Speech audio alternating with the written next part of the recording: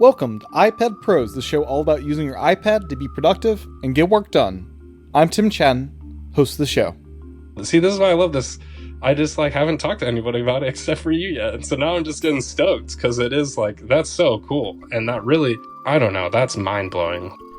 Welcome back to another episode of iPad Pros. This is, as you probably know, iOS 16 week and watchOS 9 week. And I'm pleased to present the other half of my discussion with Matthew Cassinelli all about shortcuts for iOS and iPadOS 16. This is the part where we really dive deep into all things shortcuts for iOS and iPadOS 16 and should be kind of the perfect tool to help you kickstart some automation brainstorming now that you do have your iPhone up to date on iOS 16 and for those more adventurous, your iPad on iPadOS 16.1, whatever beta we may be at this point, beta 1 I believe. Check out episode 149 for the first part of this discussion. But this is where we get to all the really meaty stuff on iOS 16, so I'm really excited to share this. But before we get to that, I want to share a kind of cool stuff found thing that I recently picked up. So, if you listened to the last episode covering the Apple September event, I was dead set on hanging on to my 12 mini. So in a dramatic change of course from the last episode, I made the decision to go from my 12 mini to the 14 Pro Max, because why not jump from one extreme to the other? And one thought I had was there must be a way to mount via MagSafe an iPhone to the side of an iPad within the Magic Keyboard. And after a little bit of searching, I found what I believe is the perfect solution. The product is elegantly called the DK177 Magnetic Phone Holder. At least that's what's known as on Amazon.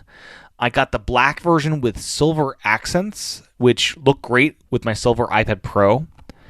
The concept of this product is you have a little metallic arm that you can slide down from the back of your iPad Pro's Magic Keyboard. And when extended, has a little MagSafe puck, just for mounting, no charging. And it is executed really great. It is stable. And when changing positions from extended to storage mode, feels perfect. It glides nicely. It's not loose. It feels great. And I also think it looks pretty great on the back of my iPad Pro with the black Magic Keyboard. It kind of balances out that camera with this product on the other side and kind of feels right in place here. I bought it for $16 shipped from Amazon. So yeah, $16, not much at all. And a link will be in the show notes if you are interested in trying this out. You can see some pictures of this on Twitter, and I'll try to include those in the show notes as well.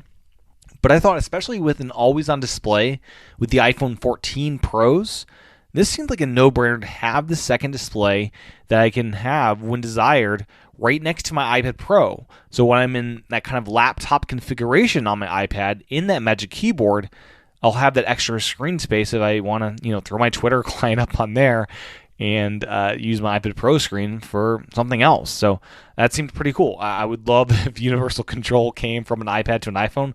But for now, when you're in laptop mode, it is just as touchable as we had, iPads prior to adding that trackpad support. So it's right there in touch range and is a great extra way to kind of utilize your iPhone when using the iPad. So I thought I'd share that as others may be kind of interested in checking that out. As a reminder, you can support this podcast by subscribing in Apple Podcasts or by becoming a Patreon supporter over at patreon.com/iPadPros for as low as $1 a month. And that dollar really does help. It adds up, and every dollar helps with the production of this podcast. And my thanks to everyone that currently or has in the past supported the podcast. With that, here's the rest of my discussion with Matthew Cassinelli all about shortcuts for iOS 16. Enjoy. So, over the summer, what have been your most new actions and abilities you've been using and would kind of miss if you had to go back to the old version? Yeah, I think one of the newest ones that's probably the best features from iOS 16 are the Safari tab actions. And we just got them in the last two betas. And so I did a stream about it, but I haven't been able to test a ton. But the ability to get all of your tabs from Safari and open things in new tabs and do tab groups and all that is you just basically couldn't do it before, and now you can this year. And so that's huge because that's been a thing just forever with shortcuts. Is like, I have 10 links open, I want to put them into my to-do list. You should be able to do that in 1 second with a computer, not sit there and do it for 5 minutes or something like that. So that stuff is all super possible with shortcuts now. That's awesome. I haven't even checked Curious in the betas because they were missing some filter features. So just like the ability to get tabs that like are from a certain website or something like that. I'll have to check that out, but that's it. That's going to be probably the most popular one. I've been using more and more of the tab groups. They seem super handy, and I'm curious if I'll end up using the collaboration with the tab groups. I think there's some use cases where that could make sense and could be interesting. Yeah, that's cool too. I think so another set of actions that I don't know how much I'm going to actually use these actions per se, but what they're for is the focus filters feature. And so tab groups you can assign to a focus. Right. And so I'm really big on focuses. And so if I'm in shortcuts mode, it can open up all of my website tabs that I have for publishing my shortcuts and stuff like that. Or if I'm in video mode, it opens YouTube Studio for me automatically. Yeah, you can have a screencasting mode where it has dummy information and stuff, which totally has been a long time. It's like, let me get set up so I don't share personal information. Yeah, I mean that's definitely that one's fun. Like, yeah, you can finally open the Messages app during a live stream if you have the proper thing. You have some like hey, that's a great point actually. Yeah. I didn't. Yeah, hey, I might actually have to use that. You have to, make up some fake Apple Ids that just have a weird conversation. Somebody has Antonio in my shortcuts community has shortcuts to do that because he had the same problem. It's like if you're taking screenshots for work and it has all this personal information in there, that's not cool. No. But so those focus filters actions, what's weird is you can turn on or set which focus filter works for which mode using shortcuts. It's weird because the focus itself also has an option to pick filters.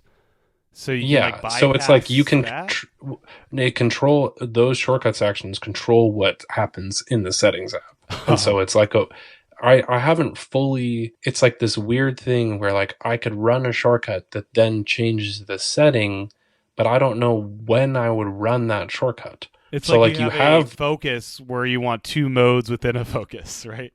Yeah, or it's like only, I think that actually it's probably with focus modes is like when I'm in personal focus, disable all of my focus filters, but when I'm in work mode, turn them on. Or something like that. Yeah. But I don't know why you wouldn't just always leave them on and never set. So it is like a weird, I'm sure I'll come into it, but it's just thinking about it as a feature you don't really immediately wrap your head around. Yeah, or maybe you want personal focus on, and for like the first couple hours, you don't want to filter out work stuff quite yet. You want to, ease into it. Even just like checking without turning it off. And stuff like that. And then at like 7:00, it just like turn everything off or something out. Yeah, exactly. Like you could have different degrees of mid-tier or something like that. But so that functionality in general, though, is great for focus filters because when you're switching, like I was saying with the iPad and the widgets, just having your apps set up just for that mode that you're already in is really powerful. I honestly, now that I think about it, I want focus filters for the Shortcuts app to only show me the right folders. Oh my God, I need that so bad. That'd be good. This ties into the other one that I in particular have been using a lot during the betas is the open folder action for shortcuts because I have like 200 folders. And so I have a whole system of like all of my red folders are YouTube video things, but now I just have a menu that shows me those different folder names and I can open right to it. And so this has just been great for like just me only. Yeah.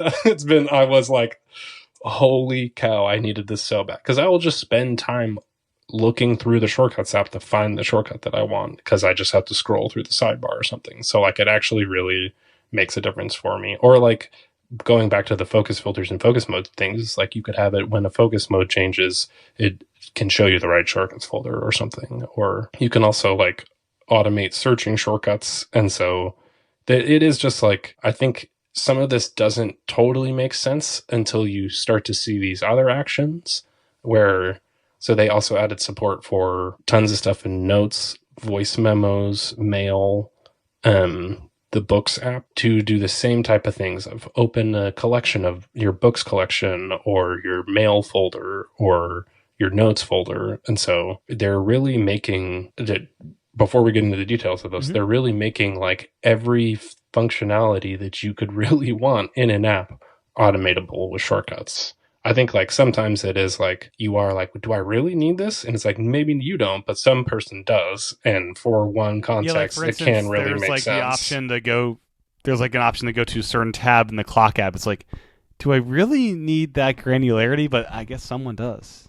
But it's really like each of those tabs used to be a dedicated physical product, a world clock and a timer. And so like having a shortcut to open your timer really does allow you to rethink just from apps into like those places in those apps.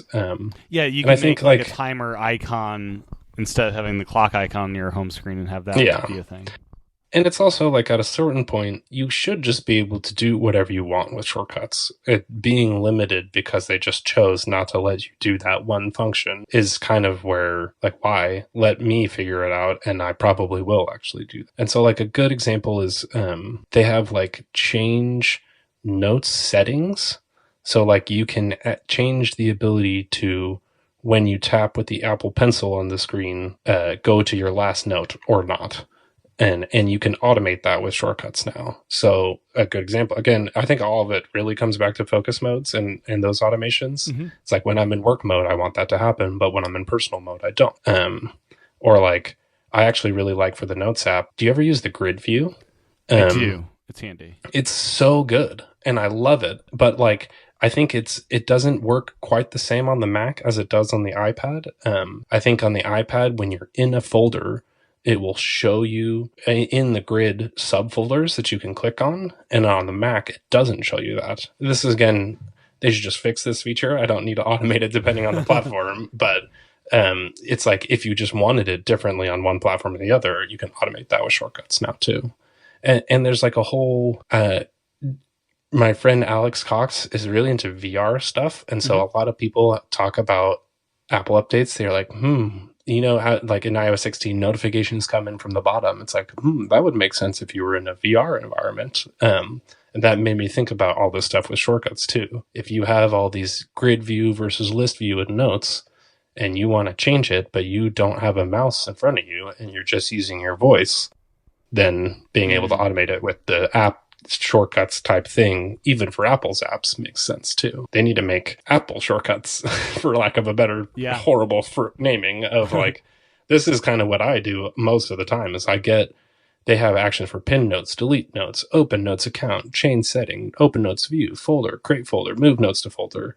I will basically become that app shortcuts feature and make every possible shortcut that I can with that. And I made the really bad joke. They're Matt shortcuts. But I think just other like notable stuff is like, Find Notes was broken for it was limited to like 20 2 notes years. or something? Yeah, it's so so like that Same was another with reason email. I've been waiting this whole time to build notes in the same way that reminders I can feed in information. Everybody uses Notes, but we haven't really been able to reliably automate the Notes app until now also. And so that's a big difference this year. You can save rich notes into the Notes app. Just being able to save a web page and like most of the text and not lose the links was not possible with shortcuts. And so Notes also is this whole wide open venue now too. Is there any way to automate exporting data out of Notes, or is that still not a thing?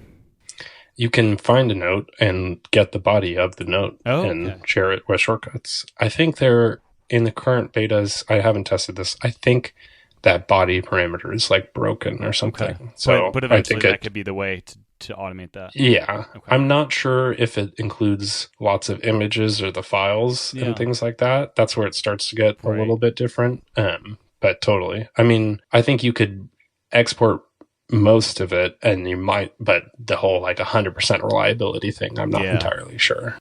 Okay, cool. Yeah, and there's so much in there with like opening tags and folders. Like as you mentioned, with the focus modes, like you could, you enter this focus and let's open it up this part of the Notes app and this part of the Reminders app. The tag, yeah. I mean, I think that's where having that much level of tag control now too, it's like that plus the reminders thing. I'm like, it's like too much power all at once, and now I need to really be able to harness it, because I think also Notes in particular, tags are inline, and I don't know how much I like that, because then when I export it, I think I have to like scrape out the tags and stuff. So I think that's where it's a little tricky. It feels like next year, I don't know, it feels like we're close to like where they'll eventually provide linking between Notes and Reminders in some way. Like they're both getting very... Yeah, I mean, I feel like it should... I think that's something that Shortcuts should be involved with also. Yeah. Like, it's already... Like, you technically can have a shortcut find that note already. It has that link somewhere in there. And so I was, like, kind of positing on Twitter, what if you could have inline shortcuts that linked to another note? And Shortcuts as the back end could then become the front end for like buttons on iOS that just do things and take you places. And this is all very high level ideas, but it is like, that's what Shortcuts is. There just isn't a way to run it from another app yet. And if you could even type it yourself and have an inline, if you did just the Shortcuts run shortcut URL scheme and it converted itself into a button, that would be awesome. Yeah. Because you can get links to like an email messages in the Mail app, but you can't get a link to like a Notes. Not current. There is a format that exists, but you can't. But it's hidden. Automate it and get the UUID with Shortcuts or anything like that, which you can do with like Ulysses, for example. Right. Probably just because it's ugly and kind of terrible. Ultimately, like you just want a link to the note.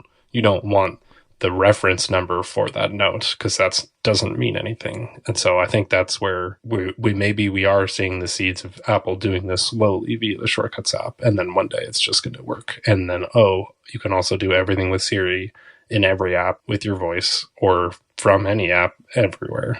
It's like Shortcut. That's wild. I love it. So one of the earliest shortcuts was Evernote. I'm curious, are there enough actions in this now to like pull up an Evernote note and move that over to the Notes app, like do an import? I don't remember with Evernote. Evernote has actions from the workflow days. They do. And I think they've been updating them slowly to make sure they're still compatible over the years. Yeah, like Apple's maintained those because they didn't. That was a nice thing that happened with the acquisition, that they made sure that something that we had, or I think there was a couple things that we lost, but like something like Evernote especially, like losing that would be like you'd lose those users forever from Shortcuts. So Evernote has this like weird, probably they can do more than other apps. Yeah, it's like a sweetheart deal. I mean, it seems like probably like this total, if I was an Evernote user and I wasn't happy perhaps with Evernote's direction, you could probably do a lot with their shortcuts now, for sure. Yeah. Like Notes also now for like shortcuts power users, I think is a viable player as well. So like default apps are getting beefed up for sure. Like voice memos just got stuff, and I do a lot with I'll like record voiceovers for my videos, not to use in the video, but just to understand how long it takes me to say it, because then I time B-roll to it and stuff like that. Yeah. And it can actually be totally functional as basically like a personal podcast app too. And so you can automate a lot of that and even create a whole little folder system in there using shortcuts and delete memos out and stuff. So yeah, the folders in voice memos is very interesting because I'm a Ferret user for all my podcast stuff, and it's just one big long list of things. And folders does actually sound nice to organize your different projects you're working on. Yeah, it's like I'm working on even if I was going to practice for this podcast or whatever, I could make an iPad Pros folder and then record separate little recordings into it rather than like add to one recording over time. Yeah. It does seem more like memos at that point than like, it did seem like I would have to like do one transcription before.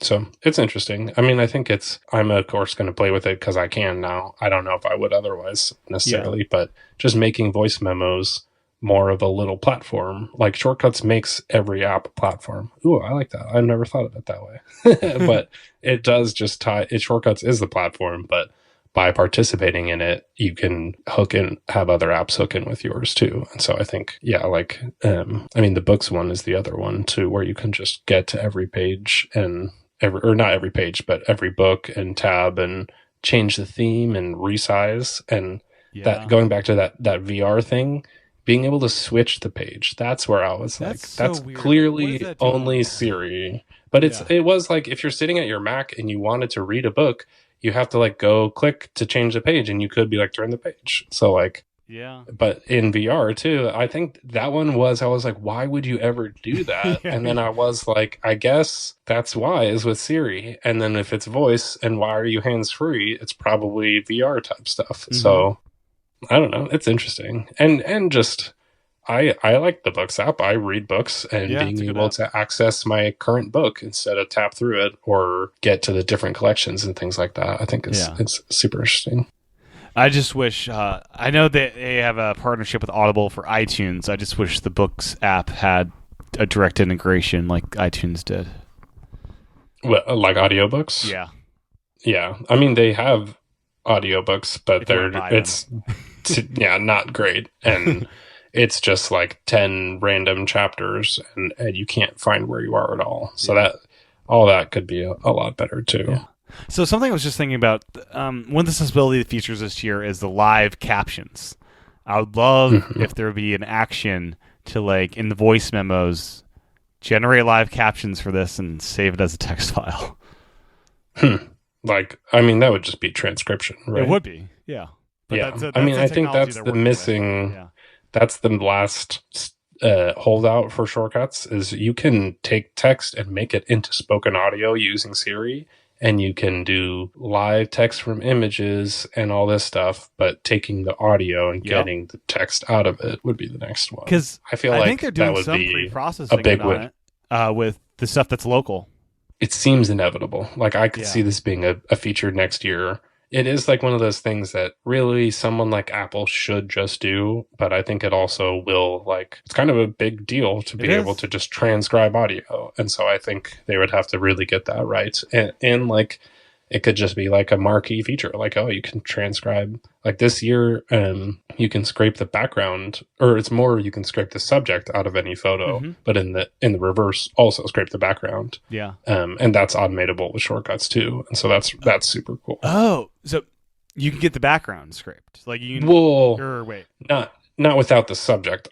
Like, it can't like fill in the background or something like that. But in the process of cropping out the subject, you can apply a layer to the foreground and the background of an image. Okay. Yeah. So some of those like Pixelmator actions, you could like just brighten the subject. And like, so for it's particularly the best example that you can think of is just YouTube videos. If you're going to make the dumb YouTube, like even like outline your body in a white line, you could actually automate that with Shortcuts now and have like your thumbnail auto generate or something like that and overlay the text on it too. That's where like I'd have to really get into it. You know, next year they need to do video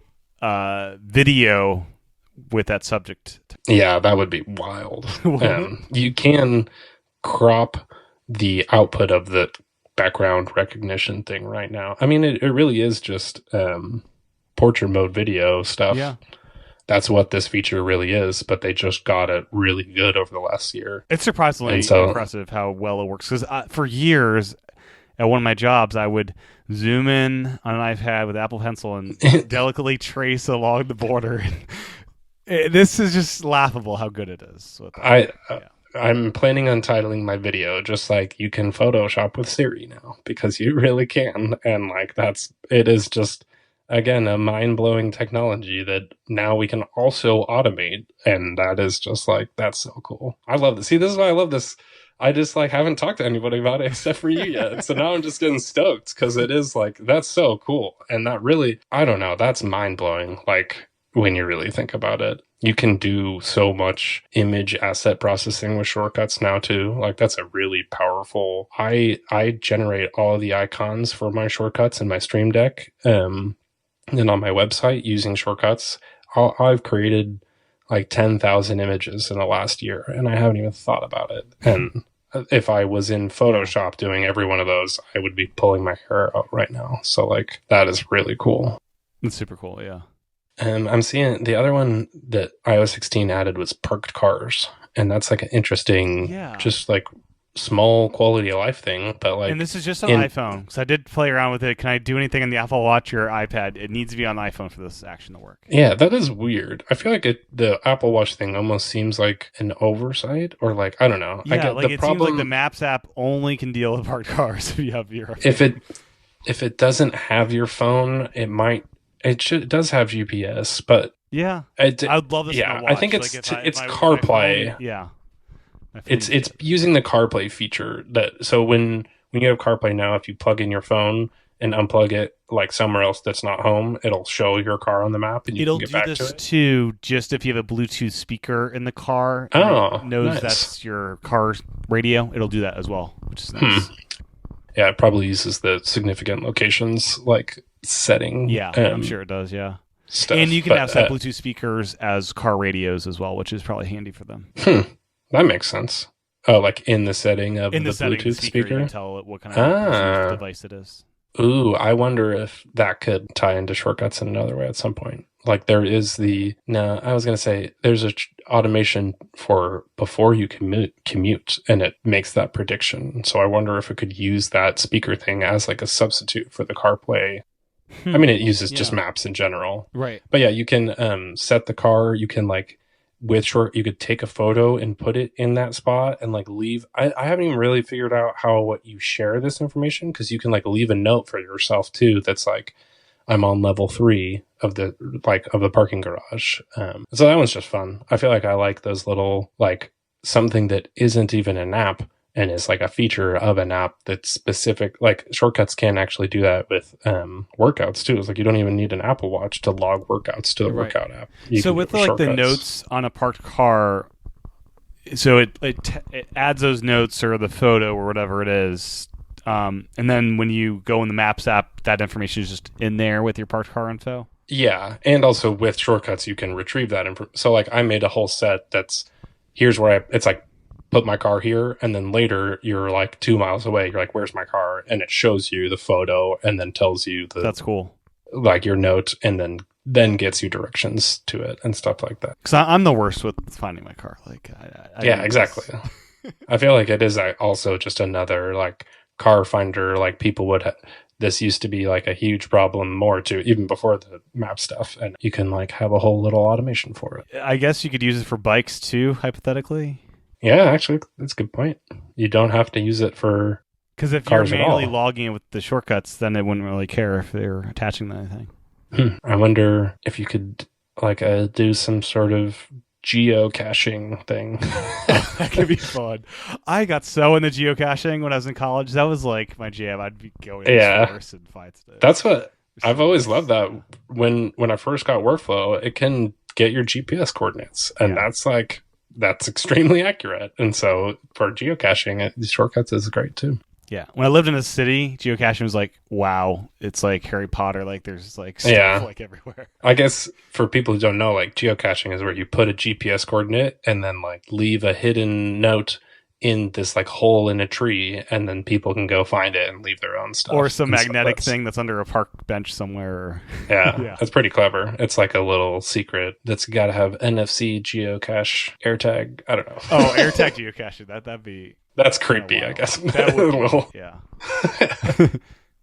So Mail, we actually have working search and actions, and this is a good year for it because search and Mail actually is functional for the first time. Fair enough. Apple would probably phrase it as it's much improved, but it was. You really couldn't find a lot. Yeah, no, I got yelled at so many times for not being able to find emails over the years. It's the same with Mail as like.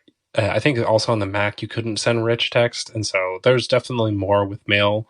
I think we're still waiting on find mail because I need to check my email and then get it and open it and respond to it. So you have to not just send an email. There's no refresh unless the push isn't enough for what you're trying to use it for. Yeah. It's the same with messages. And what's the other like slightly frustrating part is they added automations for both mail and messages that have these cool, if you look at the shortcut input in those automations, you can get like the subject and all those kind of things, all the details out of it. They have all the functionality. I think it's probably the thing where Shortcuts goes and looks and it gets 600,000 emails and freaks out and like email and like being able to really automate your email is kind of dangerous. And so like just being able to send emails and not really understand what's going on, I think is like something that they need to do it well and right. And there's corporate security stuff and all that, finding emails and uploading it. So like, I get why they probably haven't done it. But in terms of just being able to do what you want with shortcuts, mail and messages, I think a lot of people end up not getting that far. How advanced will the search be for this action? Like, could you have a advanced search saying, find me emails within the past 6 months with this criteria, and then you can have these kind of smart mailboxes set up through shortcuts almost? Yeah, I'm not sure. I'm even just looking in, I feel like if you could like copy that, because they have the tokenized search in mail where you can like be like the subject is from this person and then these other things. And I don't think you can do that with shortcuts. And I think in theory, if you could open shortcuts or have that in the shortcut and it could just like search the text using that, it might work. But I haven't done too much, to be honest. Okay. Because I really try to avoid email as much as possible in my work, but I should do more because I think I've been waiting for the find mail. It's like I can search. It really just opens the search field and puts the query in for you. Okay, and just as advanced as mail search can be, and yeah, I think if you do like subject contains. Okay. No, yeah, that's why I'm not sure. It mail has that. It's like when you hit tab, it like turns it into a special search token. And so I'm not sure how that'll work with shortcuts. Probably not as much, but they could definitely expand it too in the future. Like it's kind of like you should be able to have saved searches via shortcuts like that. I see what you mean. Yeah. I mean, when you're in the app, you can like search for attachments and stuff, but it's like after the fact, I'm not sure if there's a way to like make a special query with that in it though. Yeah, that would be more the find mail action at that point because it would just return the results in shortcuts. This just opens mail and puts your search field in there. Right. And there's also a search files action. Same problem as it just opens the files app and puts your search there. But in terms of when you like need to find something, you can have a shortcut that just says search mail and just like I have one of those mail widget for all my little mail things. It's like open my various mailboxes and then search. And then I just type like receipt and then it shows me all my receipts real quick. So yeah, it's not the advanced search yet, but that's kind of the same thing of like, they just added that action now next year, I want to see advanced search in mail. Yeah. And the Files app, it's getting slowly better and better.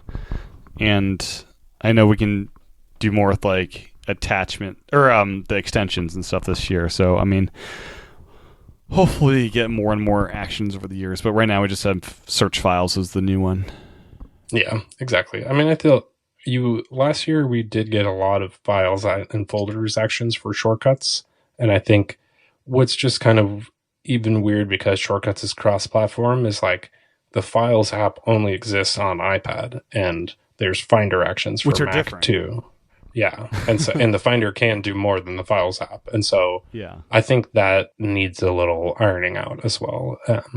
But just in terms of the actual files that you are working with, you can do almost anything with shortcuts too now. So I think that was a really underrated feature last year that I also haven't gotten like super, super deep with because it does just end up being, that's one of those like incredibly specific workflows for your work. And then otherwise nobody else is using that file. So like it's kind of hard to find good examples. So this year, Apple's getting yelled at because the new settings app on Mac is just god awful. Can you imagine in like 5 years if they get rid of the Finder and make it the Files app? That would be funny.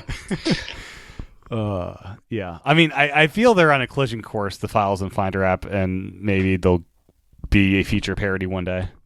Yeah, it'll be interesting. It's like, it is just a different paradigm at a certain point. Yeah. But yeah, I mean, all of that, even the settings stuff, there's no shortcuts really to change most of your settings, including on the Mac. And that's been a weird oversight at this point. For some of that stuff. People, almost every request that I get on Twitter is like, why can't I change this setting? And I'm like, they just kind of can.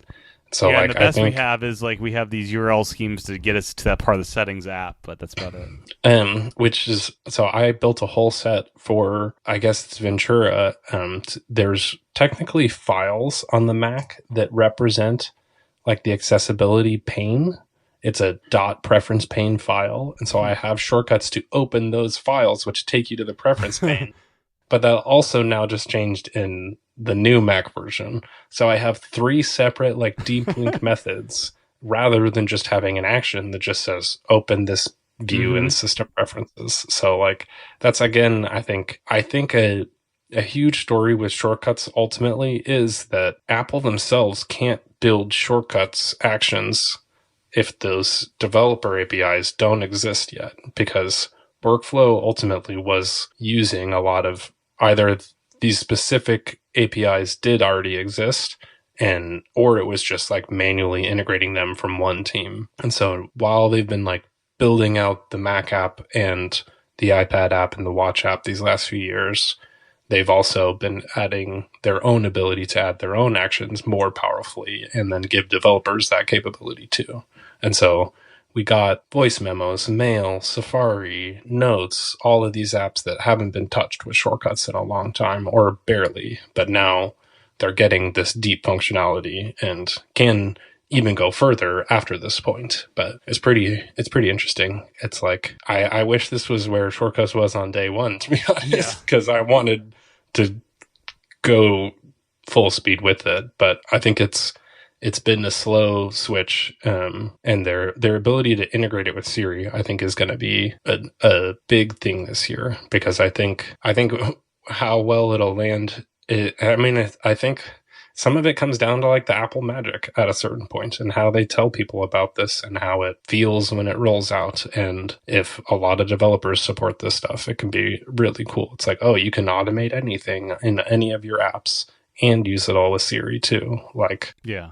That's the promise of shortcuts, and I think we've been in that growing pain zone, especially with the Mac app last year. But I think we're kind of seeing the other side of it, and it's just fun. It's like fun. That Photoshop type thing is like a great example, or like the Safari tabs is just daily work. I mean, I don't know how much people are photoshopping on a daily basis, but like the tab thing is like a lot of those daily flows. You can really start to get some powerful stuff. And hopefully app shortcuts will just help people open shortcuts, see all this functionality and use that, get into it, and not just have this like 12 starter shortcuts or the gallery or something like that. Right. Yeah. How many focus modes do you have? Because I think I have well, you told me about the bug that still exists that lets you have unlimited focus mode. So me and you probably have like the most focused modes out I think there. I have at least 12. I'll have to count them. I have a bunch of placeholders because I was worried they'd take away from me. So yeah. Here, wait. Let me see if this bug. Oh no, they did fix it in this lit. Oh no, it's there. Okay, it's still if there, you yeah. if you open focus and close it 3 times, it'll give you the plus in the top right corner again. Yeah, like I have 10 placeholders plus another 10 of active use. I have a big That's hilarious. list. You just claim them all you can. Exactly, I mean, I just did. I did the default one, so I have like driving, gaming, personal, and work. Yeah. But then for work, I did shortcuts, videos, writing, live streaming, my newsletter. And so I have different home pages for each of those that I switch to. And then personally, I also have like music, reading, travel, that kind of stuff. Yeah. So I have one focus mode for all 15 home screen pages that I have. That's awesome. But it really, when you switch in between them, it shows a different combination of those home screens and the shortcuts that I have for them. And so it really works really well. Yeah, the home screen stuff is just so special. Like the Mac, it just doesn't have like a home screen equivalent. So weird to me. That's been the hard part. I think that's where the Stream Deck was really big for me, because I could show my shortcuts right in front of me and even not have to show them on screen, depending on how I want. And so because it's probably just mostly matching my widget setup, and I really like that. But plus the Mac has its own paradigms for all menu bar and share sheet or the services menu and all that. The keyboard shortcuts that's the one thing iPad users should be jealous of, is running a shortcut with a keyboard shortcut is pretty sick. And the special feature too is that different from even running them in the Mac app is when you run them via the keyboard shortcut, you can stack them and run multiple versions even of the same shortcut at the same time. So I do stuff where I scrape data back up to Airtable, and I can run it 40 times on different categories, and it'll all run in the background. And that like legitimately could save me like 3 hours sometimes, because if it was running one by one through all of my shortcuts that I'm backing up to my website, it's going to take a lot longer. Yeah. Speaking of Marco Arment, as we did earlier, it was sad when he told people that the focus filter didn't seem to make sense for Overcast.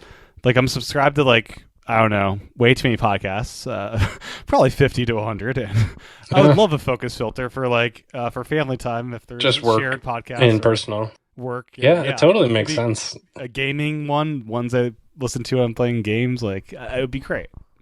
I think that's going to be an interesting feature. Like, I don't really know what it's like to have every app use a focus filter. And I don't know, the thing that I might not like is just the visual part in every app.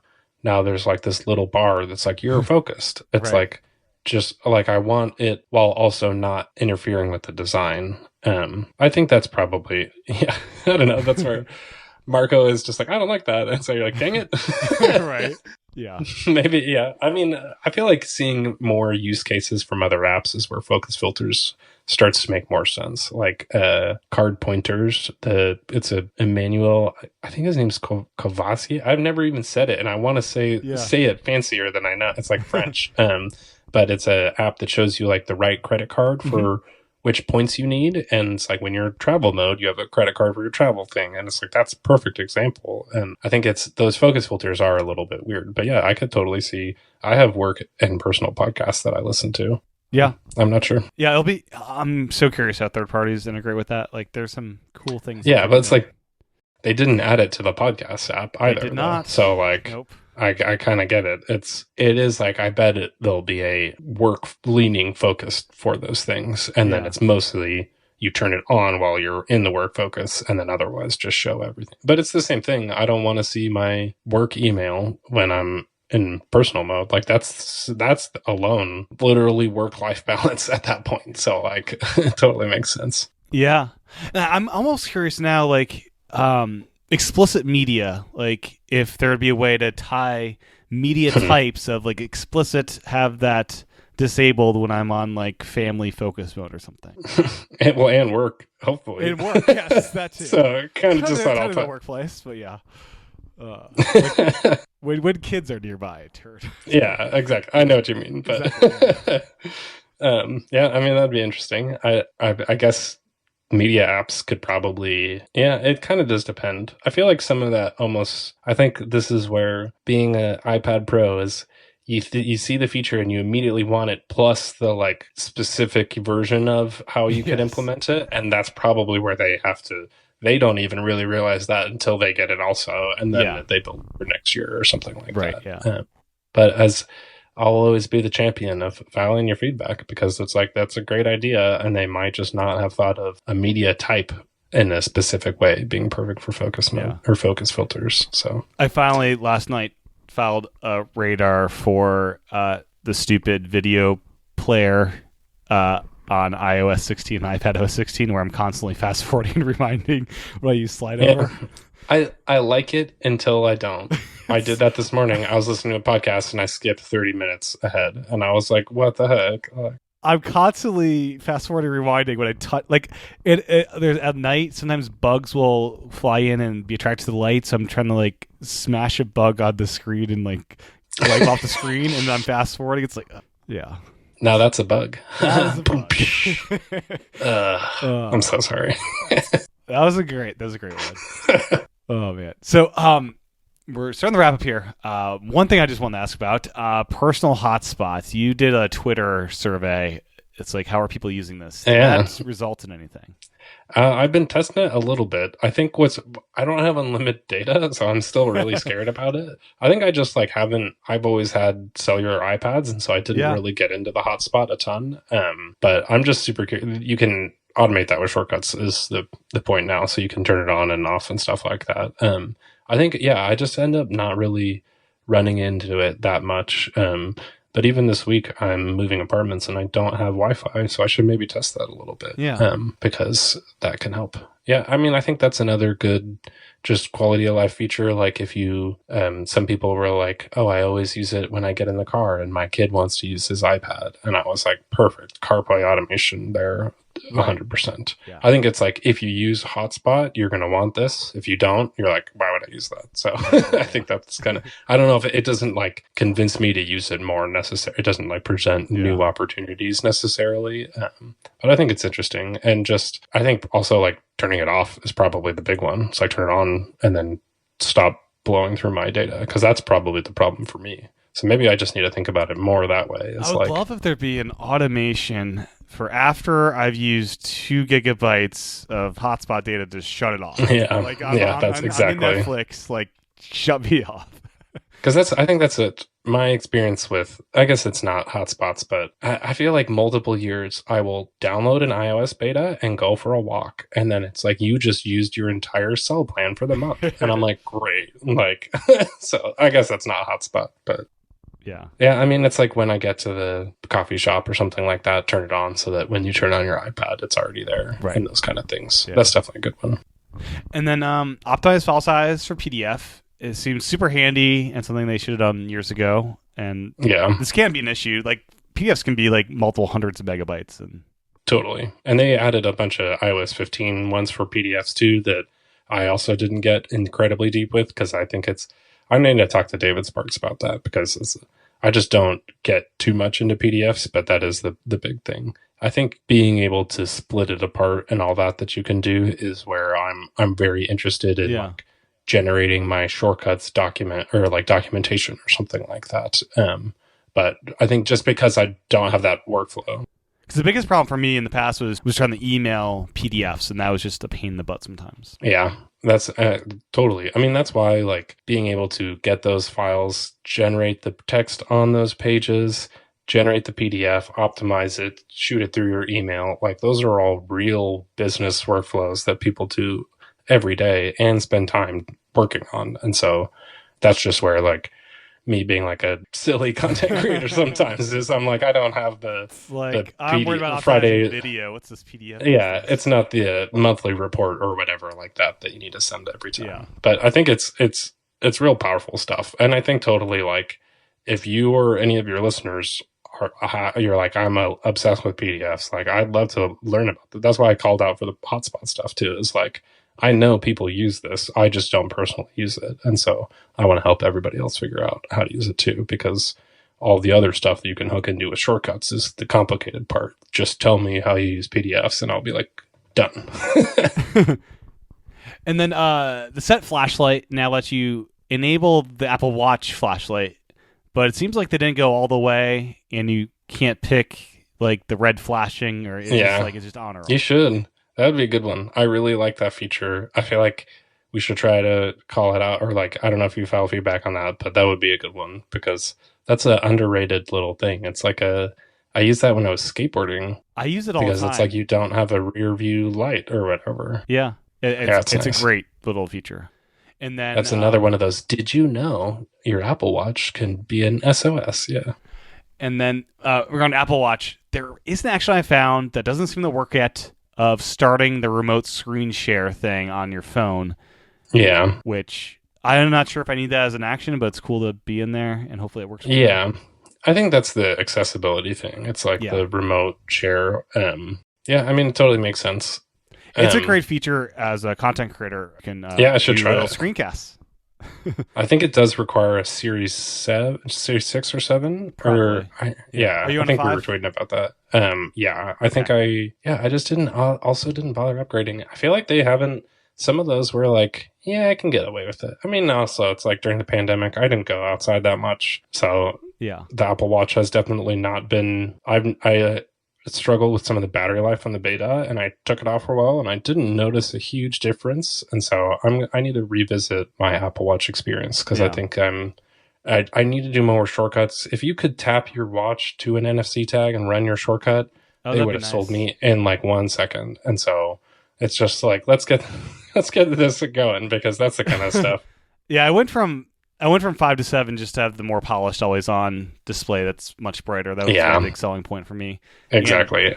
And the remote screen share thing's so great, being able to just record my iPhone screen while I'm doing that and just do screencasting the watch, That's nice. That's pretty sick. Yeah. There is a feature that I saw recently that I'm curious if you know about this. You can use the Apple Watch accessibility features to control the iPad. And I was like, I had not seen that at all. Seen that either. I got to look into that. That's in accessibility at like the very bottom on the watch. It's control nearby devices.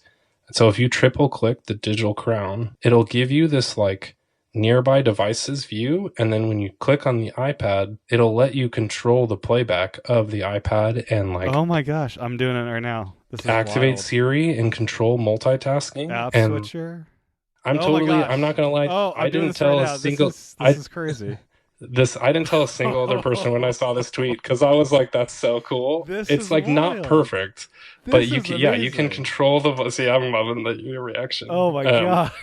It's like it's definitely for accessibility. So like you can only add a play pause control specifically. It's not like here's a now playing thing for the iPad, which is what you change the volume. You really want. You could like change tracks. Because before, like, I'd use my Apple Watch to control iPhone playback, of course, and it'd be frustrating when I'm playing stuff on the iPad. I'm like the room away and can't do anything about it. You can do it. You can do it.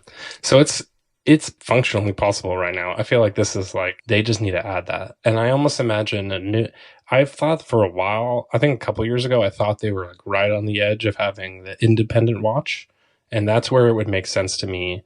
Not only is the watch independent, but it also controls your iPad and your Mac and things like that. And that would be so cool. Like, how do we have all this cool stuff and it doesn't feel like it sometimes? That's always so weird about the feature. Like, it's like, I mean, I know there's like a classic like Louis C.K. bit where it's like everybody's in the air and we're all like nobody appreciates it or something like that. But I feel like that's, especially the iPad is like this. It really is amazing what you can do with it now, especially with shortcuts and all the stage manager stuff. And so I feel like it's a good year for this stuff. It's been overdue too. Yeah. Oh my gosh, I had so much fun doing that just now.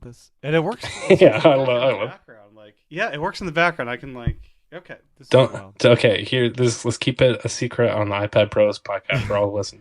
Nobody tell anybody about this until I make my video. Yeah, this is brilliant. You make your. I mean, you got some time before this one comes out. This is brilliant. I don't even know if that's an iOS 15 feature. iOS 16. I think it's just an accessibility. I mean, it might have been, or for a while, but it is like one of those. That's so cool. I'm glad you're stoked on. And you can pinch and double pinch and they can like pinch to open up app switcher. That's like it's definitely designed for having motor control issues and not being able to reach the screen and things like that. So it's like not just a power user feature or something like that too. But I think if you really want to do it, I mean. Again, the cool thing would be if you could, I guess you don't, it is just a triple click, but if you could run a shortcut to open all that would help too. This is great. I was going to say telling the iPad Pros guy about a really cool Apple Watch for iPad feature is definitely going to set you down a rabbit hole. Because like the iPhone and the Apple Watch are so interlinked, it's like the iPad's always just been its own separate silo. That's wild. So yeah, exactly. That works on if a Mac's nearby. Will that work too, or what's the? I don't think so. I think it's just for iOS devices. Okay. It's a good feature for sure. But I mean, especially for accessibility purposes, because you can just imagine like having an iPad, but you don't want to reach up to the top right. Like I have ergonomic issues from doing that too much for the last 7 years, and so like being able to do it remotely that was why universal control was huge for me, because I keep my iPad up on a stand when I'm not using it on the desk in front of me, and I would have to reach over and use the trackpad and stuff, and reaching your arm up and down 30 times an hour is a repetitive motion that can easily cause RSI.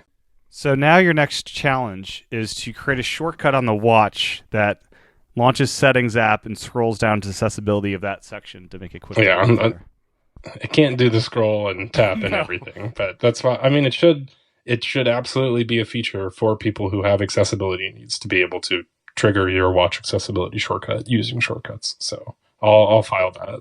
Is there URL scheme for settings on the Apple Watch to get into? I don't think so. Okay. Yeah, that's the same problem. Yeah. I mean, like, I think that's where it'll be interesting to really see the, like, is that worth it kind of thing of like how many people are going to use a shortcut on their watch to open the settings app pages, but also like, let me do it. Otherwise I'm never going to be able to. And for people who have accessibility purposes, it's really important. Yeah. I want that as a complication, just tapping that. Or it should really be in Control Center to be able to turn that on and off or something, or get into that area. It's really like the accessibility shortcut is what it is. Yeah. Okay. Yeah. Yeah. I'm glad I shared that with you because I forgot. I always learn something in these podcasts, and that was a good one. There is a shortcuts action for turning on live captions though. So that's the other accessibility feature that they added this year. Yeah, I love live captions. I've tested a couple of FaceTime calls. It's amazing how well it works with real-time conversations. And then I understand it works like in videos as well, where you can download it and have a little bit of head start, which is nice. What's funny is in theory, you could have live captions, screenshot those captions, and get the live text out, but you can't transcribe it. Oh, that'd be a wild shortcut to set up. To like every 2 seconds, because you can automate screenshots, right? And it'll black out the video, I believe, but the live caption shouldn't be blacked out. Maybe. Yeah, that'd be wild. You can, but you probably shouldn't. They're just like, why are you taking screenshots every 3 seconds of this conversation? Does live caption, I think, also work it works for videos. So you could do a screen capture of a live caption instance, maybe. And live text, does live text work in videos? I forget. No, that would just be transcript.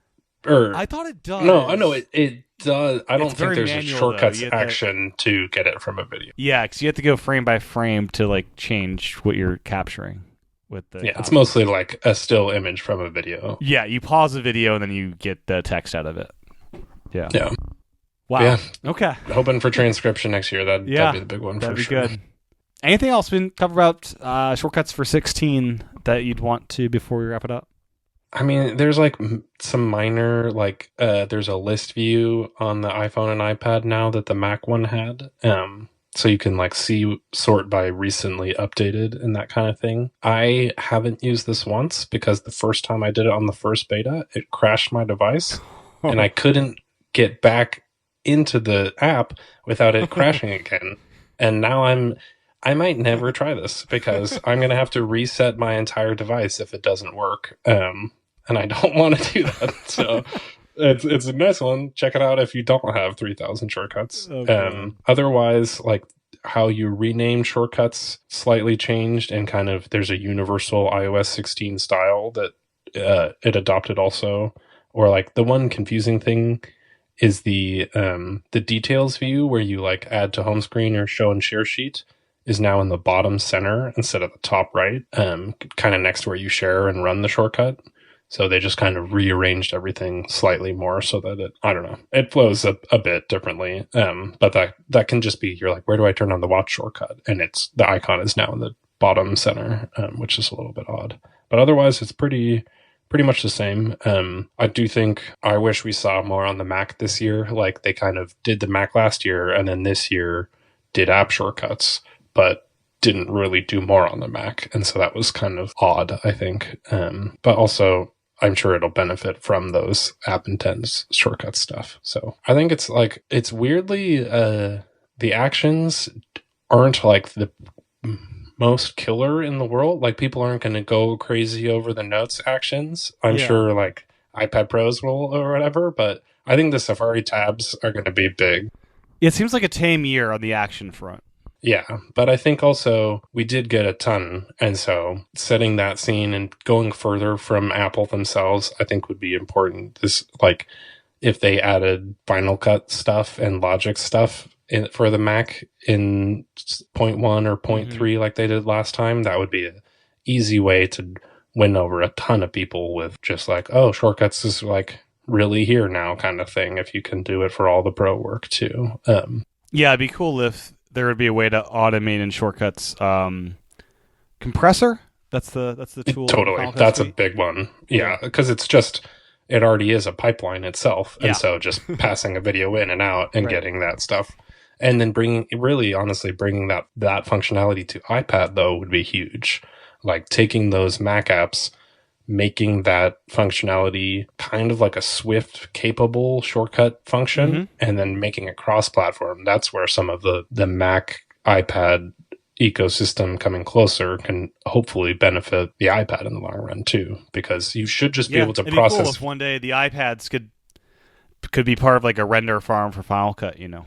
Totally. Like, you should just be able to do video processing and photo editing stuff. So like, I think oddly, if you look at all of Apple's apps, they really have added shortcuts for almost all of them now. I think a lot of them could go deeper. And then I think these kind of content functions of video and file stuff that Workflow itself was actually good at, beyond just the apps, like dates and text and all that, Workflow and shortcuts has always been really good at. And then adding that really powerful background image removal, transcription stuff. That's when like you can do anything with shortcuts, and then it's just about combining it creatively and getting those pro apps to get really deep shortcut support, because then they can do the crazy cool stuff that you want to do also. And that's all like on the very near horizon. So I feel like it's an exciting time. And really for iPad too, I think it was kind of hard to see where this was going when M1 stuff came out, because you're like, oh my God, that stuff is just blowing this away. But I think iPad can really compete in kind of like that laptop type zone more and replace it. And then like you maybe the world of desktop computers at home comes back. I think that's been my realm with iPad for sure, is I don't need a laptop most of the time if the iPad can do it.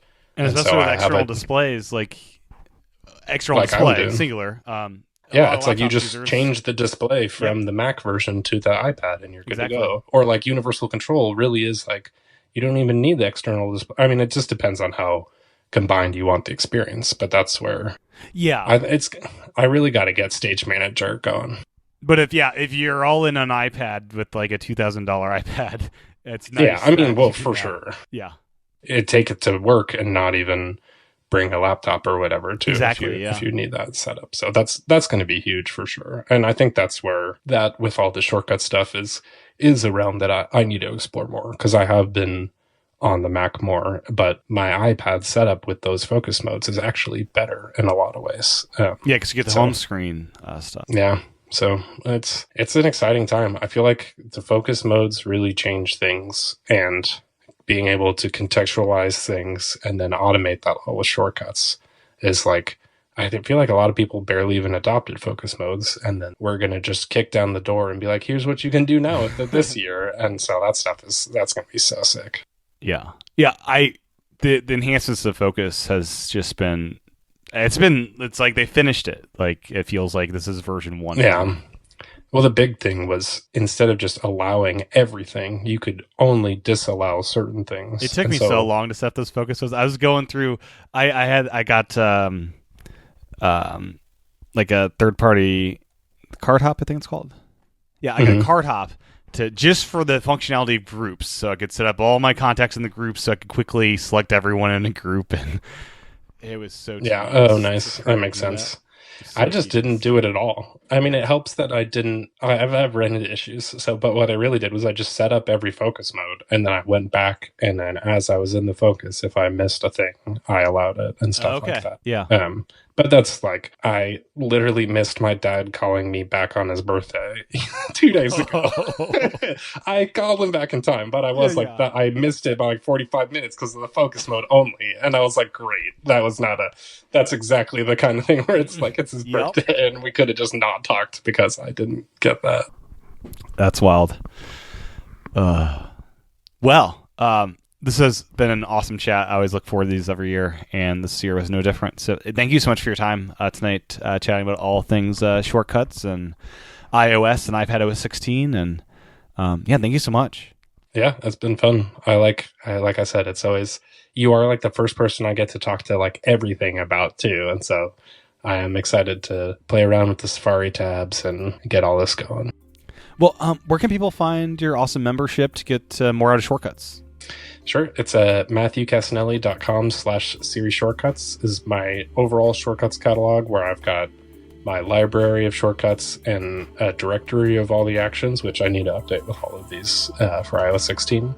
But then if you go to like MatthewCassinelli.com/membership, you can sign up for my shortcuts membership, where I have even more shortcuts and I share like exclusive member live streams and things like that. So that's always super welcome, and I'd love to have iPad Pros people join.